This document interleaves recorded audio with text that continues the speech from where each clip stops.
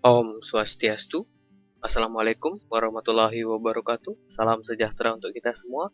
Salam Namo Buddhaya. Bertemu lagi dalam pembahasan mata pelajaran PPKN kelas 9. Sekarang kita akan membahas bab yang ketiga, yaitu Kedaulatan Negara Kesatuan Republik Indonesia. Bersama Bapak Iwayan Chandra Putra SPD, Guru PPKN. Tujuan pembelajaran bab yang ketiga, subbab A, yaitu hakikat dan teori kedaulatan.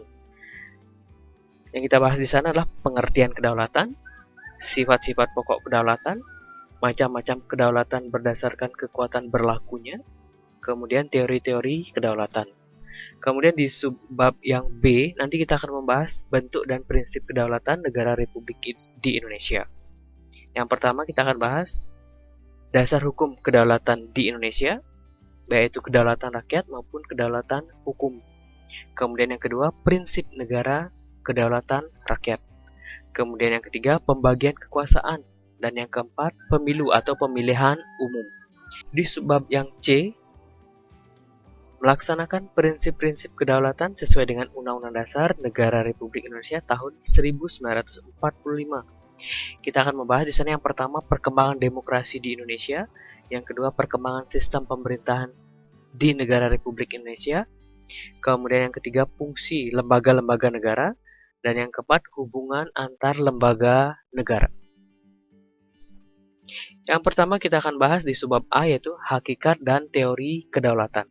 Yang pertama, pengertian kedaulatan. Nah, kedaulatan berasal dari bahasa Arab, yaitu daulah atau daulat, yang berarti kekuasaan. Kata kedaulatan berasal dari bahasa Yunani, yaitu supremus, yang artinya tertinggi. Jadi kedaulatan adalah kekuasaan tertinggi dalam suatu negara untuk mengatur seluruh wilayah dan penduduknya tanpa campur tangan dari kekuasaan manapun.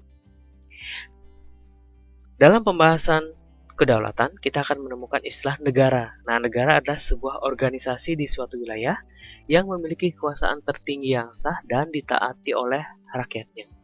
Kemudian rakyat. Rakyat adalah orang yang tunduk pada pemerintahan suatu negara. Kemudian penduduk. Penduduk adalah orang yang bertempat tinggal pada suatu wilayah negara. Nah, penduduk dibedakan antara penduduk warga negara dan penduduk warga negara asing. Kemudian warga negara. Nah, warga negara adalah orang yang memiliki hak dan kewajiban terhadap suatu negara. Kemudian bangsa. Bangsa adalah sekelompok orang yang memiliki perasaan senasib akan keberadaan suatu negara. Yang kedua kita bahas sifat pokok kedaulatan. Ada 4 sifat pokok. Yang pertama itu adalah asli. Nah, asli artinya kekuasaan tidak berasal dari kekuasaan lain yang lebih tinggi. Kemudian yang kedua, permanen. Nah, permanen artinya kekuasaan itu tetap ada sepanjang negara itu berdiri, walaupun pemerintah sudah berganti. Yang ketiga, tunggal atau bulat. Nah, tunggal artinya kekuasaan itu merupakan satu-satunya dalam negara dan tidak dibagikan kepada badan-badan lain. Kemudian yang keempat, tidak terbatas. Nah, tidak terbatas artinya kekuasaan itu tidak dibatasi oleh kekuasaan lain. Berikutnya yang ketiga, macam-macam kedaulatan berdasarkan kekuatan berlakunya. Nah, yang pertama itu ada kedaulatan ke dalam.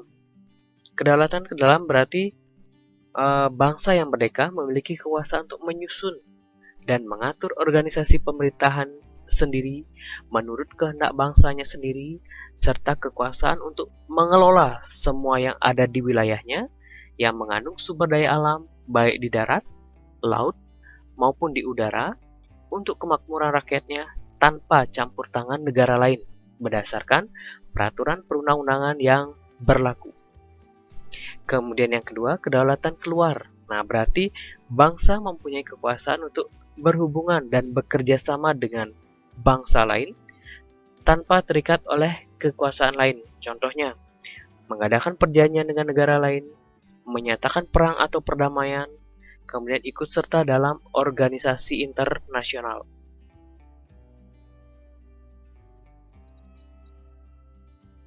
Kemudian yang keempat, teori-teori kedaulatan.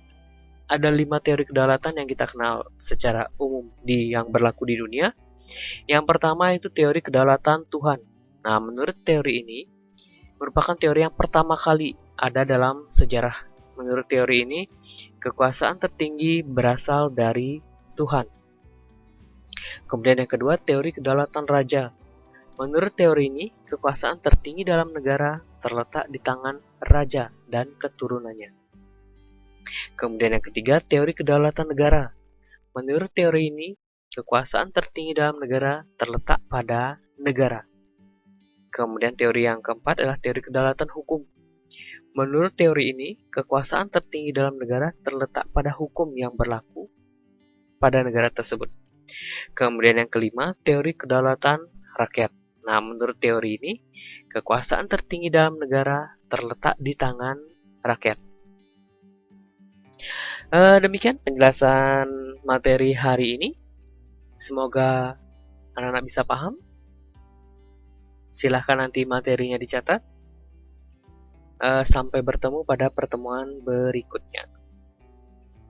Sekian dan terima kasih. Om Santi, Santi, Santi Om. Assalamualaikum warahmatullahi wabarakatuh. Salam sejahtera untuk kita semua. Salam, Namo Buddhaya.